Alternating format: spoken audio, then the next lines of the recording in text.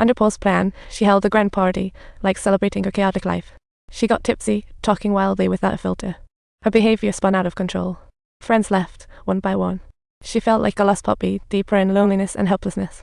After 3 parties, she unexpectedly developed a crush on a waiter, who quite rudely warned her to straighten up a total reality check. She quickly apologized and proposed toasting together. This waiter was none other than Jim Hutton, who had also been through the trials and tribulations of being lost, prompting an intimate and heartfelt chat, as if they had found long-lost friends. The waiter gave her the wise advice: learn to love yourself first, then come find me, dropping a philosophical bomb. Though not immediately awakening her, his words planted a seed of reflection. She still arrived late daily, live playing pranks. When her melody hit the air, the audience engagement peaked, and in that moment, her talent sparkled like stars, turning the band into superstars of the show. Opportunities in the music world popped up like colorful balloons. The agent received an invite from Columbia Records, trying to launch Freddie on a solo escapade. It was an utterly enticing offer, but Freddie loved to tease, like it was playing a game of flip. As Freddie struggled with emotions, Mary shared. She had a new BF, sending her on a roller coaster of joy and sorrow. Speechless, the agent brought up the possibility of going solo again, comparing her to Michael Jackson, leaving her utterly baffled. Am I chasing art, or just being driven by profit? My confusion about you is beyond remedy. Paul, I honestly have no idea what you're saying. It sounds as incomprehensible as mysterious signals transmitted from outer space. I might be wrong. Pull over. In a huff, she kicked out the agent, like a physical game. Paul was left scrambling in frustration over her defiance, yet she remained stubborn, appointing the lawyer as her new manager, forging her own path. After that, she plunged into the madness of nightclubs, getting lost in the clamor of bars, as if swallowed by a rainbow of lights.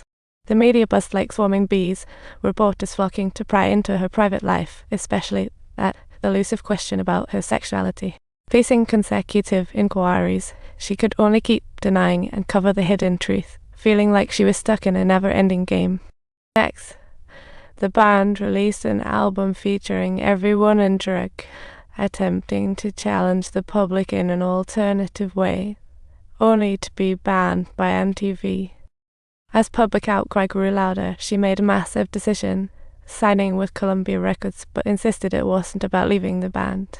She planned to churn out 2 solo albums, but that meant she wouldn't be back for years, leaving bandmates questioning her. Definitely a sticky situation.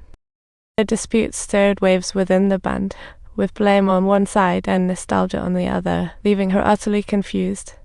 It was like a comedy duo. Everyone's emotions rose and fell like tides. The car was thick with tension, almost suffocating. Her inner struggles felt like an endless marathon. The harder she tried, the more lost she became in chasing her dreams. With the contract signed, she dived headfirst into the new album, hiring a fresh team, like her brand new game was on. These folks were like obedient little kittens, so different from the carefree band members of the past. Year after year, Mary called, only to be rejected by Paul for being too busy, like losing a game. Meanwhile, Paul schemed in the shadows, trying to sever her ties with family and bandmates. What a puppet master. Even charity performances, once deemed the band's soul, were rejected due to Paul's stubbornness, as she sank further into this treacherous comfort zone. She indulged, turning life into a grand fireworks show. As her world plunged into darkness, Mary heroically crossed mountains and rivers to be by her side, like a significant superhero. I've been working, and I'm afraid I'll put candy around here. Why does it feel like Mary has gone all pro now? But the lights are so enchanting. Everyone needs a little something soothing, right? I love you, like really love you. But I have to finish the second album. I need your support. I need you so much. Stay with me. Don't leave, please. I really, really need you. About the princess, when glitter connected with you, it wasn't just a small matter. You wouldn't ignore his calls. It's super professional in the scene. I've heard Freddie has limitless potential, but my work plans are a disaster. We need to finish this album together.